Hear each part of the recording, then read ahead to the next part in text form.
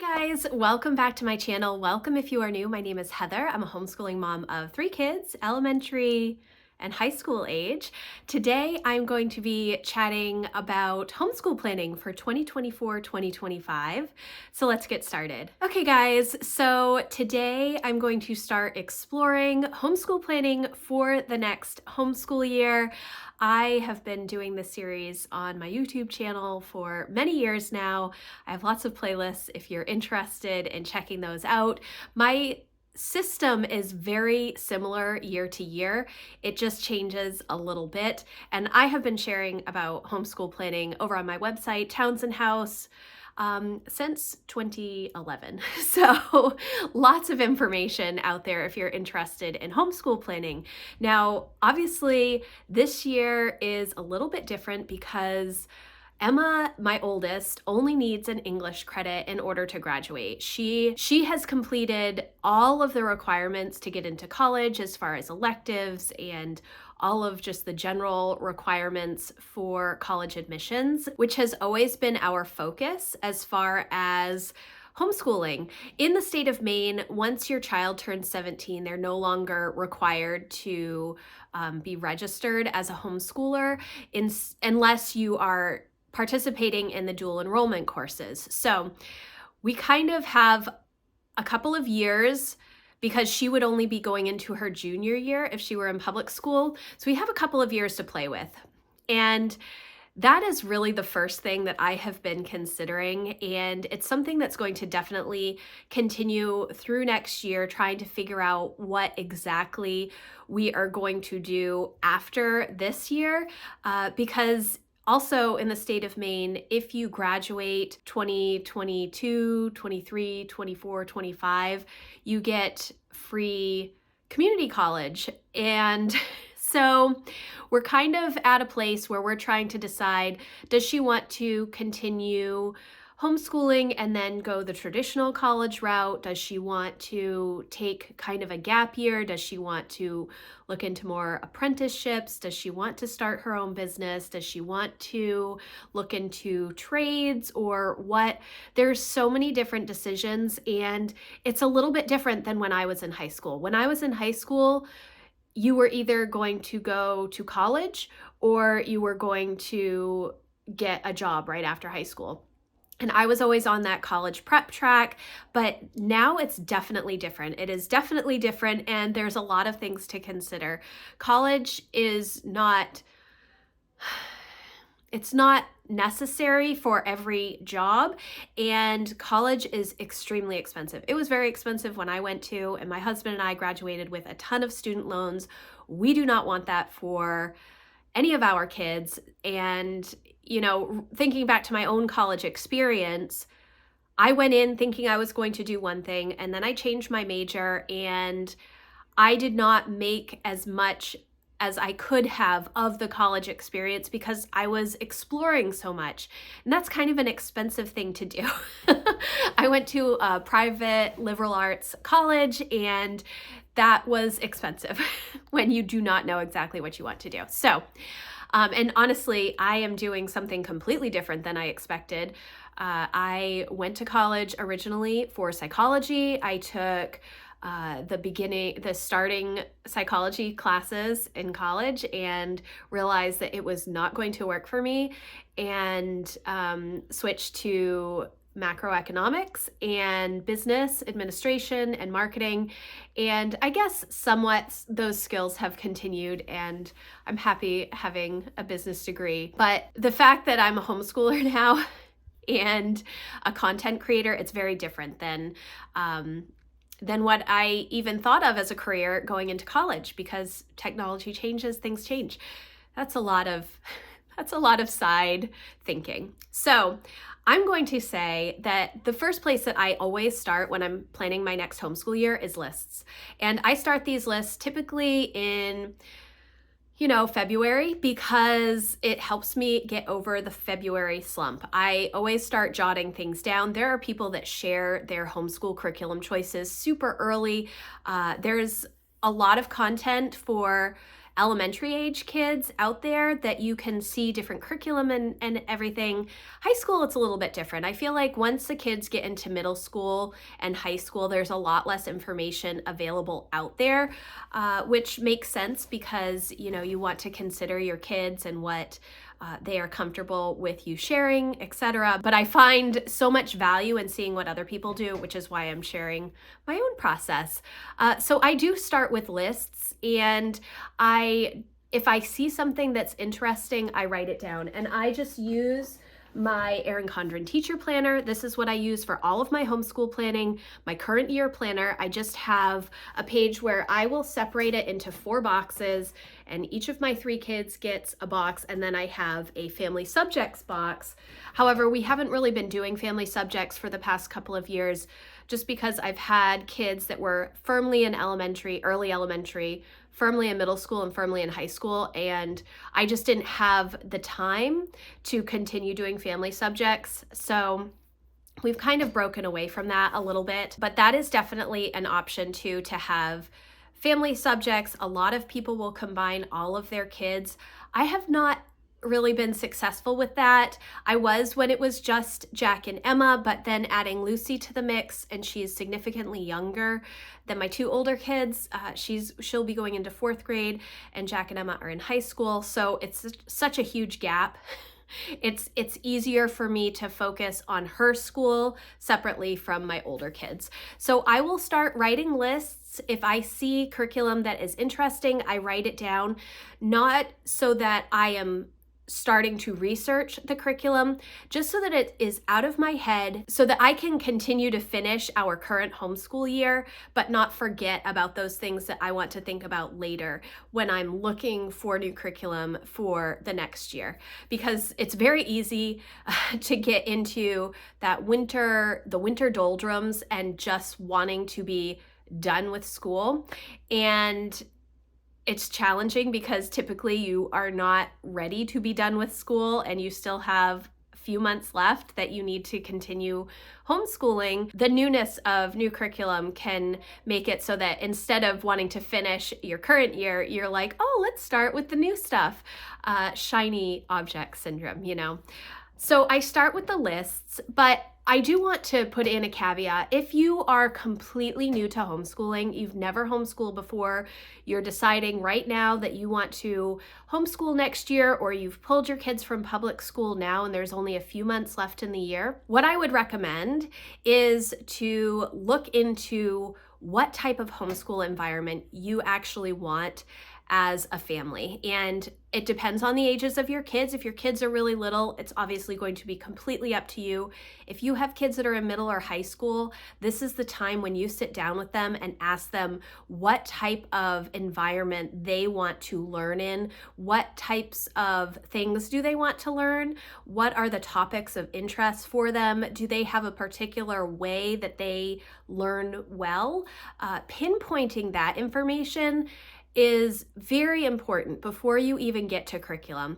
Most people, when they start homeschool planning, want to know what co-op they can join and what curriculum they should be using. But you really need to start with, what is your philosophy of education? What are the things that you find a lot of value in, and how are you going to teach those things to your kids? Once you wrap your head around that, once you wrap your head around how you want your flow to go throughout the day, how you want your day to be set up, are you more of an outside person? Are you more project-based? Do you love art projects or science experiments? Are you more of a family that reads a lot of books like we are? You know, you need to pin that down before you can really consider homeschool curriculum, before you consider what type of a co-op you want to join, if you even want to join a co-op. So I do have a video going through some of the different homeschool methods, like the general ones, you know, Charlotte Mason or unschooling, classical education, and some books and quizzes and other resources to help you. I will leave a link for that in the description box.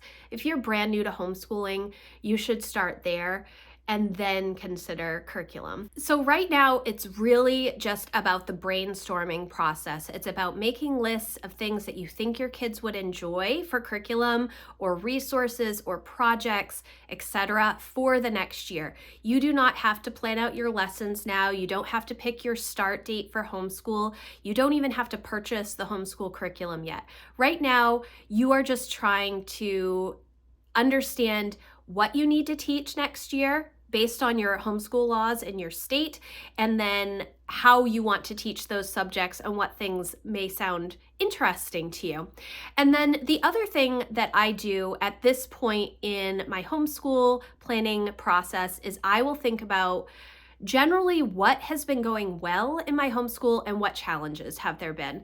Now, I tend to do a lot of that considering on my monthly reset day. I will sit down and kind of make notes of things that are working in our homeschool and things that I may want to change. The reason that I do that is so that I can make little changes throughout the year rather than having to make big, huge shifts once or twice a year. Now, obviously, it can depend on what the challenge is. Several years ago, our challenge was continuing with public school activities, and we wanted to participate in those activities because we didn't have options for some of those things in the homeschool community itself. But we really had to consider our schedule and all of the other things that we were doing. So I would say that would be similar to looking at a co-op and seeing, do you want to spend one full day outside of your home on somebody else's schedule, or do you want to have a little bit more freedom? And it really just depends on your family and what you're looking for. So I do kind of generally go over what went well and the challenges. I do have a sheet of questions. I think there's maybe like 10 questions that I go through each year, really in depth as I'm planning, but that's not at this point. So this point, it's all about the lists. I have been using Sunlight curriculum since Emma was 2. And I know that sounds crazy, but I was one of those parents that was like, okay, let's get going. Part of it was I was bored with the books that we had. I needed activities to do. It wasn't that I was expecting her to sit at the table and work on copy work or math or sorting or learning colors or any of that stuff. It was just, I didn't know what to do with my toddler for an entire day. There's only so many hours that you can spend at the library or going on walks or going to the park. You can't do that all the time. It's just, you get bored and you want something else to do. So I started buying homeschool curriculum for Emma when she was 2, and we started with that P3-4 curriculum. I think it might be called T now. And it was really just a box of books and some fun activities like art projects and science-y type things that we could do that gave me something else to do. It didn't mean that I sat down and had a schedule for her, but we've been using Sunlight forever. And so the next thing that I do after I have my lists of other things that I want to look at, I think about what new resources we need from Sunlight. And for the longest time, I just bought the next level for Emma as she went up through the ages, and we adjusted her schedule over the years. So I would always just buy an all subject package from Sunlight. It gave me all of the books, all of the history, all of the read aloud, some books that my kids could read, science resources, math curriculum. It came all together in a box, and it was so helpful for me to just continue doing that. And I guess it would be called a box curriculum because it does come with everything. But I think maybe around 2nd grade with Emma, I realized I didn't have to do everything in the instructor's guides, and I started making it my own. I was doing my own thing. I wasn't really focused on how they were presenting the information. Yes, I took into account the notes in the instructor's guides and such, but I have really made Sunlight work for my individual family, and I would recommend that with any curriculum that you choose, any resources that you're using. You do not have to follow everything exactly as it is laid out, and it takes a little while to understand that and to have the confidence to make those changes.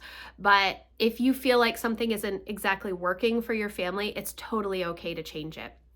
So this year, Emma is finishing level 300. We already did government last year, and so she's not going to be doing that next year, which is kind of the next level for Sunlight. Level 400, because we've already done constitutional literacy and government, the only other side of that is economics, and I'm not sure that she is interested in that economics program through Sunlight. We may look for something different. We're considering all kinds of different things, small business management, having a create your own business project, a lot of career exploration type things. So we're not entirely sure what we're going to be doing, but I look through this catalog to see what new books there are, what new resources are available. Are there things that are changing from previous levels that we already own? Because Jack and Lucy have continued using the Sunlight levels each year. I reuse a lot of my materials. There are only a few books usually each year that I need to maybe update or switch out, and then deciding whether or not I need new instructor's guides, because if you've purchased a level through Sunlight before and you want to purchase a new instructor's guide, an updated instructor's guide, you can do that at a 50% discount. It's really easy to do that, especially like looking back at some of the old levels. My early elementary levels were from so long ago. Next year's level that Lucy will be doing is level E. It's year 2 of 2 of US history. And the instructor's guide that I have for that level is from 2016. And so there haven't been a lot of updates to that level since 2016, I don't think. I just need to go through the books that I have and just kind of see what is there. So this video is kind of all over the place, but the place that I start with my homeschool planning is making lists of things that I see out and about that I think are interesting, or things that I think my kids might want to focus on in the new year. I chat with my kids about their passions and what they are interested in learning so that I can start to figure out if there are resources that they need help finding.